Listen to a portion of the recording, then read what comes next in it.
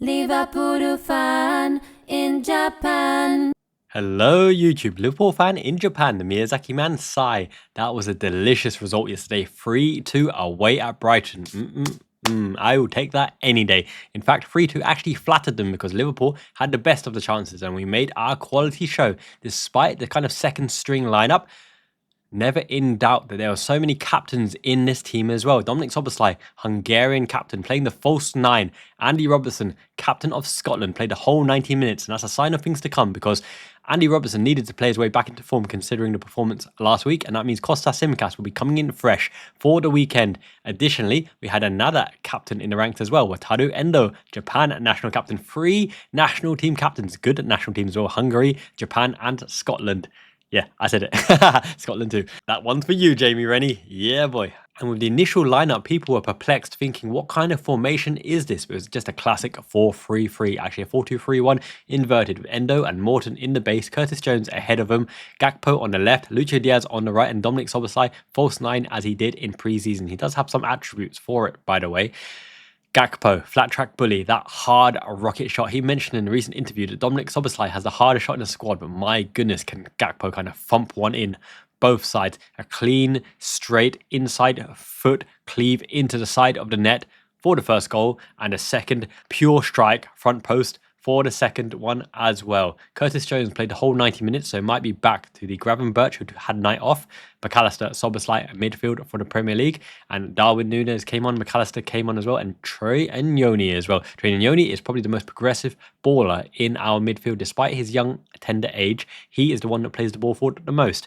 In fact, he gets into most promising offensive positions as well. He has a bright future under Arne Slot, and with Wataru Endo and a yellow card, he got substituted for Trey Nyoni, and that showed to me Slot's qualities as a game manager, a strategist, and a tactician of the highest order, because this performance, alongside recent performances, in fact, all the performances this season, indicate to me personally, the Slot is going to win multiple trophies at Liverpool. I'm so confident. I was actually confident before he even played the first game just because of the mannerisms, what I saw from his final team, what I saw from his Azad Alkmaar team as well. He is of that ilk where the result justifies the means. If he needs to sub a Jarrell Quansah in the first game for Ibu Kanate and not let him back in, then so be it. If he needs to substitute a Wataru Endo who's just come in for his first start in many a game for Trey Nyoni, so be it. He is after results. Results speak for itself, and even though it's not my favourite saying, history is determined by the winners because they usually have their own narrative pushed forward. And if you win a match, despite the humbles and grumbles and excuses of the players and little, murmurings, the win justifies it. And at the end of the day, look at Arne Slot's Liverpool. We're suffering less injuries. We have injuries, no doubt. Alisson, Becker, Diogo Jota, unlucky for sure. Connor, Bradley, just coming back as well. We know about Federico Chiesa. Injuries are plenty throughout the squad. But on the whole, we have a dominant first 11 and the next line beyond them. They can challenge any given team on any given day, including in Champions League and on all cup fronts as well. Now, let's quickly look at the Manchester City squad, because Manchester City claims they only have 13 outfield players. But let's look at those 13 outfield players. And whilst I'm setting this up, thank you so much to all you guys chatting in my Discord link in the links below in the QR code. Join us for free. We chat watch-alongs, team lineups and transfers 24/7. I love you guys so much. You guys are the best. Midnight toilet break, I checked it out and you guys were giving me a fantastic play-by-play. I really enjoyed reading along as well. Thank you so much for tracking the match. So let's get into the Manchester City lineup. Now, they have plenty of injuries, right? We know about Rodri out for the season. Akanji is apparently out as well. Savinho got stretchered off. Doku is going to be injured for a while. But if I remember rightly, okay, Edison is fine. We got Ake, who is completely okay. I think Ruben Diaz. Gavadio apparently had an injury, but there's nothing confirming yet. So let's put Gavadio there, and then I think Rico Lewis has to go on this side, and he always has to play. In fact, it might be Stones. Stones might be playing here. No, let's put Lewis for now. Rico Lewis on that side. John Stones can probably fill in for Ake or Gavadio. They've still got so much strength in depth, to be honest. Midfield, you're looking at Kovacic. They're lucky that they managed to squeeze Gundogan back in that transfer window. Who they got on the right and left? I guess Bernardo Silva probably takes his role on the right with Foden on the left. That leaves Matheus Nunes. with Haaland at the top. Now that is still pretty formidable and can probably beat 95% of teams in the league on any given day, because first team starting left back, first team best ball player, Champions League man of the match against Inter Milan. He was their best defender for a long time, very versatile, play every game, the #1 keeper. He more or less can play with Rodri in the first team anyway. He is the first replacement, but he's a first team player anyway. This is the only one who's a kind of second string player. First team player in a Guardiola system, obviously first choice as well. So I don't know, until they get some reinforcements, that team can pretty much beat anyone, and they don't do that much running anyway. I mean, they do a lot of running and pressing and chasing, but they got the ball like 80% of the time. So that's what I like about Arne Slot's team as well. That's why we concede less injuries. We slow down the pace. We have a lot more control. We play the lateral passing, and then we go all guns blazing. It's not intense pressing, again pressing 100 miles an hour the whole time and suffer in February and March. And this is no slight on Jurgen Klopp, because Klopp won a lot of things. In fact, he should have won a lot more things with that style. Key decisions, PGMOL, referee decisions, unlucky incidents as well cost us. But ultimately, look, Man City will be just fine. Look at that team, my goodness.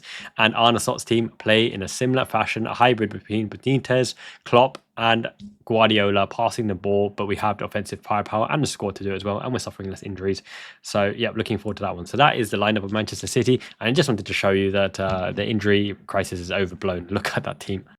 So yes, back to Liverpool. I saw so many promising things in that match, especially the match highlights and all the individual performances, because Victor Jaros came in, third choice goalkeeper, wonder save, big, strong hand. His distribution, it looked fantastic as well. The players had confidence in him. He was unlucky with all goals conceded. In fact, Liverpool are always unlucky with goals conceded, because either through our own mistake on transition, which allowed Nicholas Jackson to score for Chelsea, it was our own individual mistakes that allowed some goals in. It was an own goal on occasion, deflection through our players, or just a wonder goal that's unstoppable, like Callum Hudson-Odoi. Slot's system does not allow the team to play for us and present easy chances, and they're not converting chances against us as well. So Slot is doing something very, very nice defensively, and playing well defensively as a team, as a unit, wins you trophies at the end of the season. That's point number one. Quansah Gomez came in. First time pairing this season, the young gun, Jarrell Quansah. Don't forget, he's so young. He's meant to make mistakes. He needs to build his confidence, understand how to play against different types of strikers, the positioning, the relationship with teammates. He's coming in from the cold as well.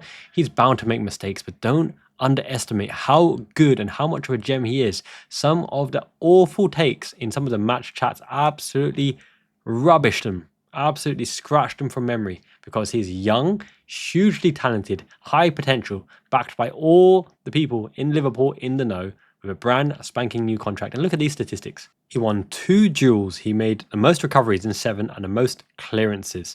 One big error aside, many positives in his game, and he's continually learning. And think of all the greatest defenders in history, right? They peak and they prime after years of experience, exposed to the toughest opposition, right? Like Erling Haaland, like Sergio Aguero. Why me, Moyes, Balotelli? I don't know. Just different example of strikers or Man City strikers. But he will learn and he will grow in confidence, because he has a world of ability and confidence and a strong mentality as well. And he's a Liverpool thoroughbred player. He's our player. Let's back our boy. Conor Bradley is also a wonder kid, and he came back, but he's coming off injury. He needs to build up the tempo, build up the muscle memory again, and get back into form as well. But we have Trent Alexander-Arnold in the team, so Conor Bradley will be afforded time to get up to speed, and he's a high potential youth as well, and will come in as a first choice if Alexander-Arnold leaves for whatever reason. Then on the other side, the experience of Andy Robertson, we've talked about already. Joe Gomez, calm, composed, and always adds the added experience. And apparently he's the strongest, according to Gakpo, in the gym as well. Henchmate, Jomez Maldini, yeah boy. Wataru Endo, Tyler Morton. We know enough about Wataru Endo. He played okay as well. One challenge deserving of a yellow card, which is why he was substituted. We don't need to risk that fixture. Oh, going back to Jarrell Quansah being substituted as well for Ibu Konate, you've got to see a match out. That's Slot's prerogative to make sure that we progress to the next round. So boys like Jarrell Quansah can have an opportunity to play again. So no slight on him. Doesn't matter. We won. Next round, off we go. Don't make too much of a big deal about it. Players get subbed all the time. Okay. In the midfield, Morton playing some good, delicious spores. Feisty in the challenge as well. He is a Zubimendi light style player, between a 6 and an 8. He is the metronome. He's the McAllister light as well, playing in between the lines. Composed, calm, with a bit of bite in him. useful addition to the squad. Played decent as well. Cody Gakpo, flat track bully, awesome shot. Can't stop his athletic power for running and dribbling. Coming inside, he'll always get some shots away in a game. And on occasion, when he's given a time, he'll just blast it into the net, right? We need someone who can just literally put the ball in the net and think about the options later, as someone great in Liverpool once said before. Lucho Diaz, tricky winger, never complains, gets his head up and just is happy to play on the pitch. Dribbling menace, and when you switch to the left, beats the man and slots it between the legs into the front post to secure the game-winning goal. Curtis Jones played the whole 90. Now, Curtis Jones is thereabouts on the periphery of the first team. He has to release the ball early, has a penchant for doing the good things and playing the ball backwards. But sometimes, on occasion, you need that, but it's not always the right time for that. Show your bravery, especially in this particular team. You are the 10, the playmaker. Play the ball through the lines, work with Szoboszlai, dual 10s, dual false 9s in that role.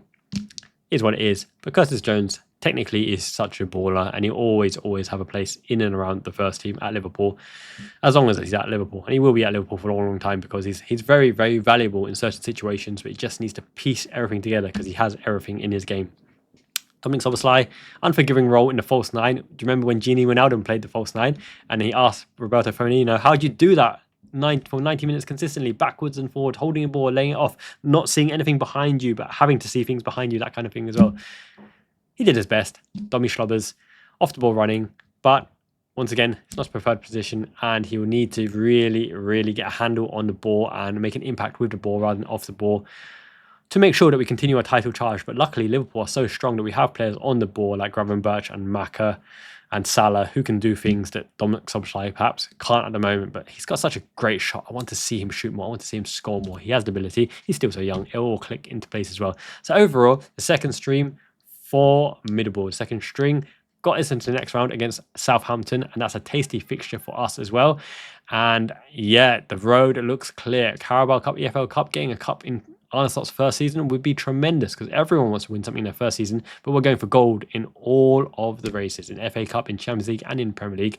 And looking at Arsenal's mental decline in terms of they haven't strung so many good results together. They've had the odd draw. They've had so many red cards. There's question marks around Arteta's dark arts. He's really having to channel the inner Mourinho, the inner Conte, to try to overcome that little hurdle. The prince that was promised that is underachieving because he's only won a single cup. It's tough. It's tough. I don't think Arsenal have the firepower. And yeah, the chemistry of the team and the balance of the team, it's too many draws. Too many draws in that team. And with the injuries as well, no excuses. But every team's got injury. Alisson, our first choice keeper, for example.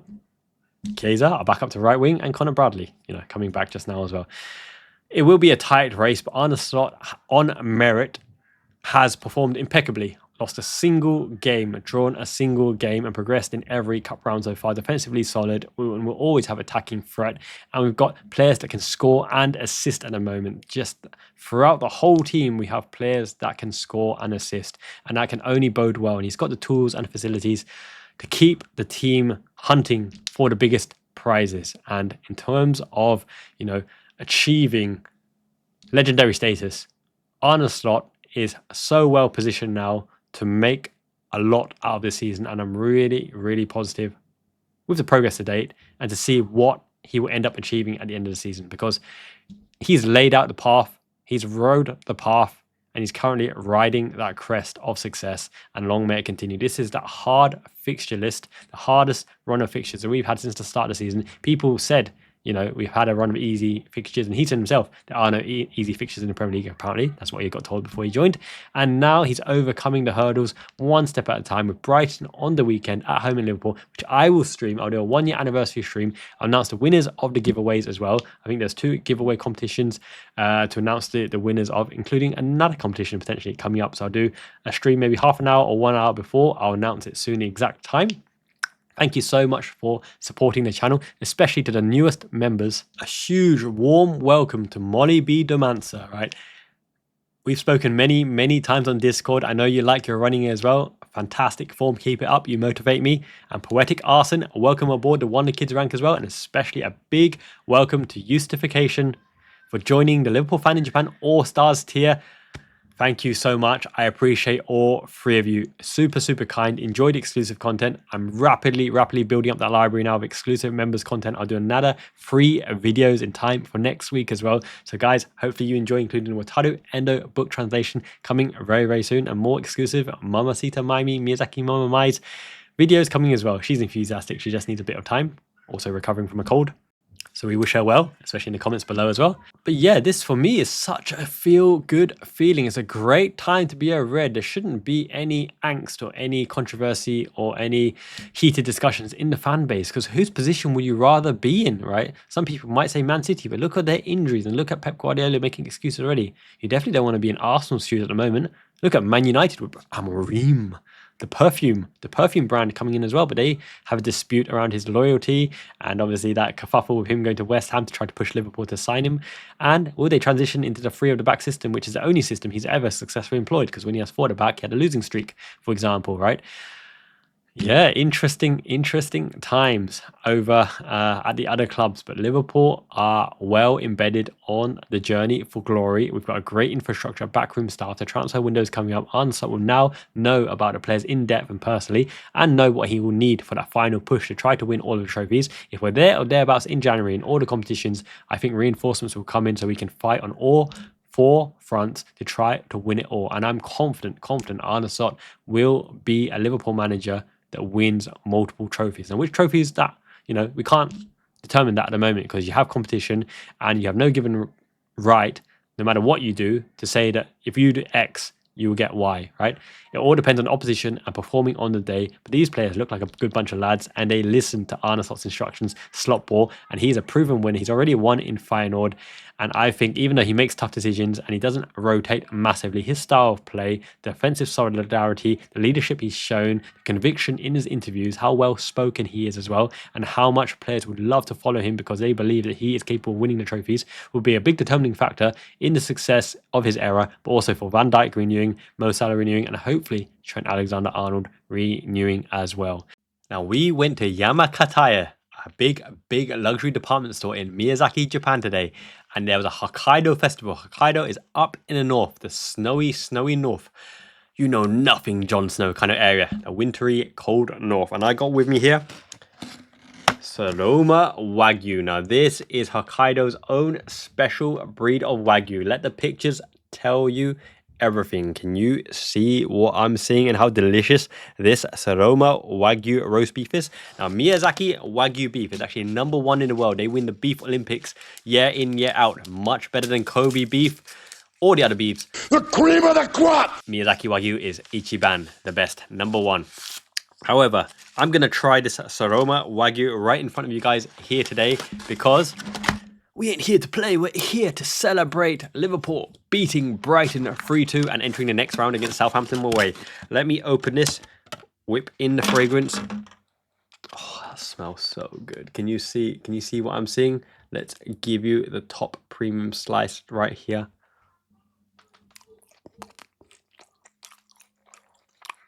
Melts in your mouth. There's no sinew or anything. It literally just melts in your mouth. Look how fatty and indulgent this Wagyu is, with a cracked black pepper. That is... oh my goodness. I'm going to need a moment. And different cuts as well. Different cuts of premium Wagyu sukiyaki, special soy sauce brewed, a beef Wagyu meatball right there, like a little siomai gyoza. I'm going to try this fatty one right here. In fact, did you know that Wagyu fat is actually a different kind of fat compared to other animal fats? It's actually very, very good for the body and skin. I thought I went to heaven and met Fowler. Oh, Robbie Fowler. I digress. Back to the video. So yes, I've lavishly praised Arne Slot's Liverpool so far this season, but what could potentially derail the season? Let's give this video some balance.